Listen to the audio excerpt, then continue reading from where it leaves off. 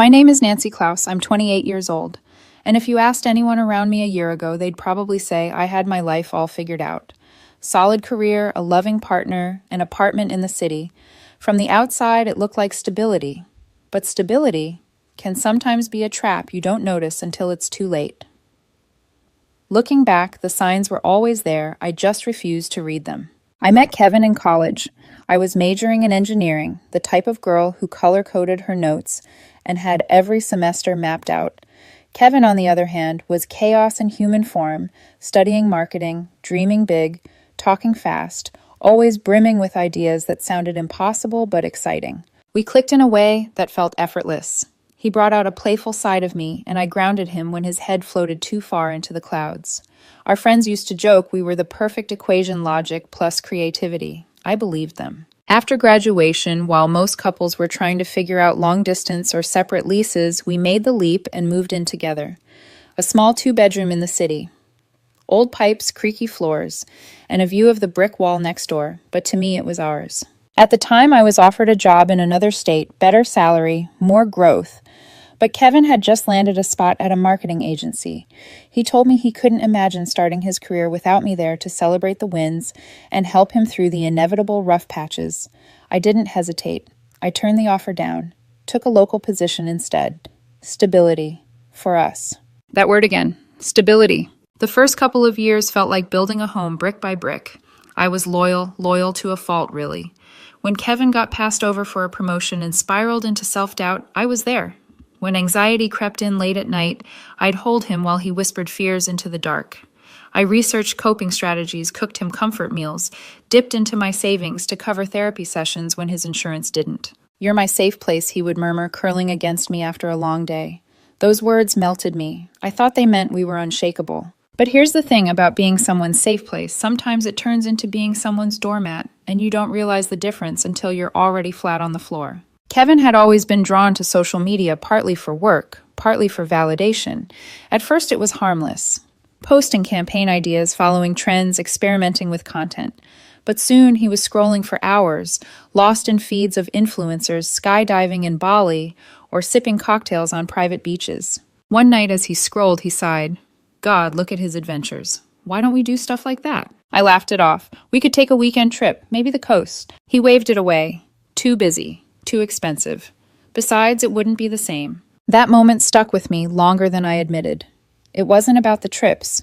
It was about comparison, the invisible measuring stick he had begun to hold against our life. And then came the nights he didn't come straight home. Networking events, he said. Important mixers. Always late. Sometimes tipsy. Always full of stories about a guy named Alex. Alex says the market's shifting. Alex has these wild Europe backpacking stories. Alex just gets it, Nancy. I told myself it was admiration. Professional talk. Nothing more. Because why wouldn't I trust him? But something in me, the part that used to map out every step of my life, kept whispering that the equation wasn't balanced anymore. I buried the whisper under loyalty. I told myself every couple hits rough patches. Every partner has moments of doubt. I doubled down, supporting him, listening to his rants, celebrating his small wins, even suggesting he collaborate with Alex if it helped his career. That's how blind I was. I was volunteering to sharpen the knife that would eventually cut me open. When I look back now, I realize that every sacrifice I made, turning down that job, covering his therapy, sitting through family dramas as the peacekeeper, wasn't just an act of love. They were bricks. Bricks in a cage I built with my own hands. At the time, though, I thought I was building a future that would collapse with one sentence I'll never forget. But that is a story for the next chapter. It was a Friday night, and for once I came home early. The city air was cool, and I remember thinking it was the perfect night to reset things between us. I'd stopped at the market, bought fresh basil and tomatoes, even splurged on a bottle of wine we used to love. The apartment smelled like garlic and roasted vegetables by the time Kevin walked in. But instead of his usual grin or exhausted sigh, he looked distracted. His eyes darted around like he was searching for the right script. I tried to ignore it. I poured him a glass, served the pasta, lit a candle. Normalcy, as if I could cook my way back into his heart. We sat at the table. He pushed food around his plate, barely ate 2 bites. Then softly, almost rehearsed, he said, "We need to talk." The 4 words everyone dreads. My chest tightened, but I forced a calm smile. About what? He fiddled with his napkin, twisting it between his fingers. I've been thinking a lot about us, about where I'm at in life. I nodded steady on the outside while my pulse raced.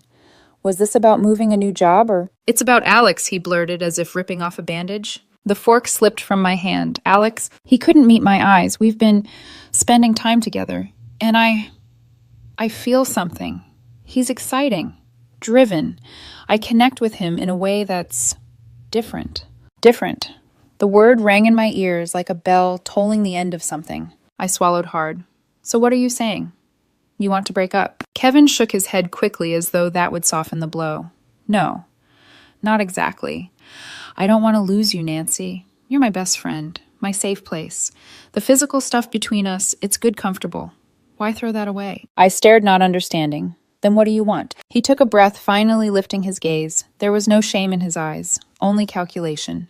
What if we adjusted things, stayed friends with benefits while I figure out if what I have with Alex is real? The silence that followed was deafening. The candle flickered between us, casting shadows across his face. You want me as your backup plan? I asked, voice, even though my insides were collapsing. He leaned forward, almost pleading. Not a backup. It's practical, Nancy. Mature. We keep the good parts, no labels, no pressure, while I explore. If it doesn't work with him, we still have us. It's win-win. I couldn't help the bitter laugh that escaped me. Win-win for who, Kevin? His tone shifted defensive now. Come on, don't make it sound ugly. Lots of people do this. It's evolved. If you care about me, you'll want me to be happy, and I want you in my life. This way, we don't have to lose each other. I sat back, studying the man I had built my life around. The man I had sacrificed for, held through every storm. And now he was offering me scraps dressed up as generosity. Inside, betrayal burned like acid. But outside, I was calm, detached. I spoke slowly, each word deliberate.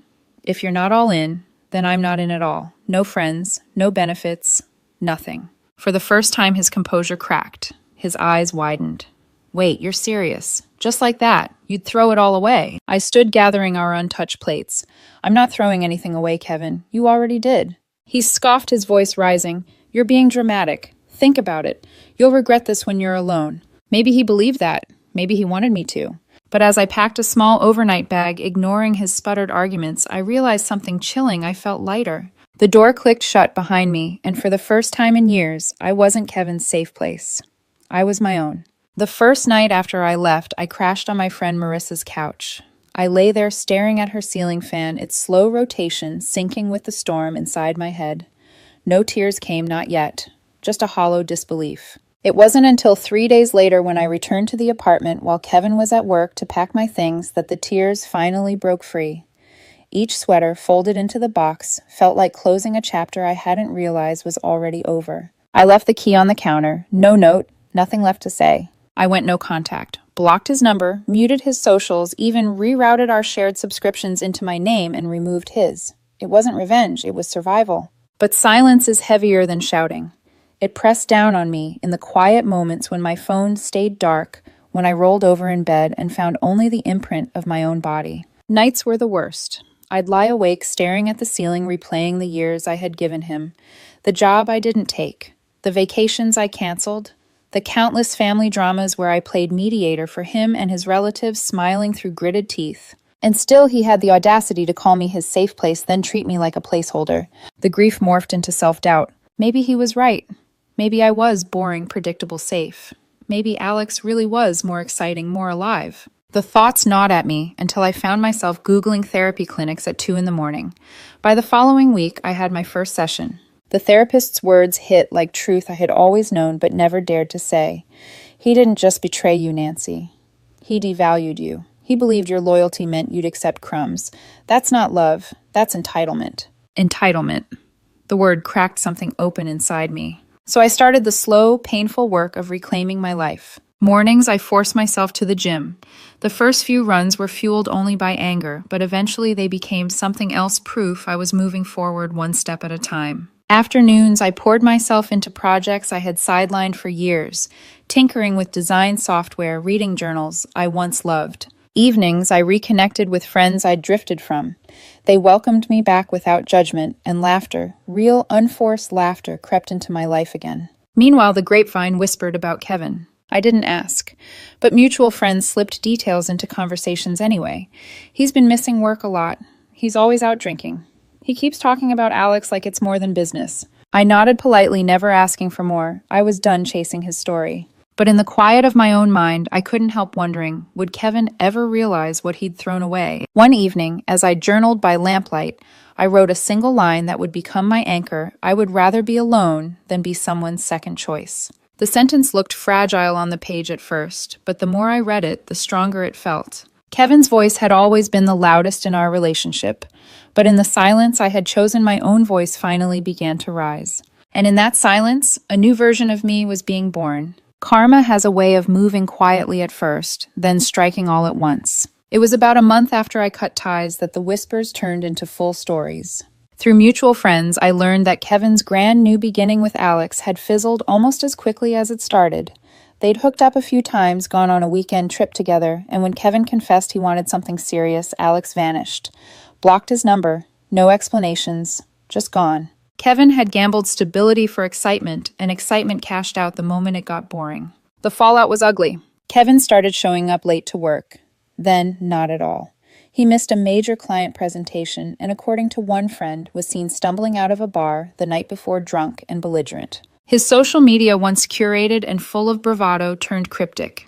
Posts about lessons learned and realizing what matters filled his feed. To anyone else, they probably looked philosophical. To me, they looked desperate. Then the attempts to reach me began. First, it was an email. The subject line: "Can we talk?" I opened it once against my better judgment. "Hey, I miss our chats. Things with Alex weren't what I thought. He was just a phase. Remember how good we were as friends? Let's grab coffee. No pressure. I could use your advice." I deleted it. No reply. A week later, I was stepping out of my apartment when the buzzer rang. "It's me," his voice crackled through the intercom. "I know you're up there, please. Just 5 minutes?" I froze. His voice used to feel like home. Now it felt like a warning siren. I didn't answer. Instead, I texted the doorman. "If he comes back, tell him I'm not available." Kevin stood outside for nearly an hour before leaving. But he didn't stop there. His friends, even his cousin, began reaching out. One message read, "She's hurting Nancy. Alex used her and left. Be the bigger person. She needs you right now." Another, "Everyone makes mistakes. Don't make this harder than it needs to be. Just meet him halfway." It was surreal being painted as the villain for refusing to be his emotional crutch again.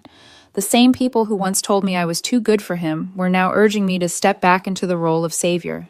But I wasn't his safe place anymore. I wasn't anyone's bandage. And when guilt didn't work, Kevin turned to anger. Voicemails piled up from unfamiliar numbers. "How can you ignore me like this?" "I was honest with you, Nancy. Most people would have lied. You're punishing me for exploring. That's controlling." Another fine. "Be alone forever. You'll regret ghosting me when you realize no one else will care like I do." His hypocrisy was almost laughable. He had tried to demote me to a side option, and now he was furious I wouldn't let him back in at all. But by then, I had grown stronger. I had a new apartment, small, but mine.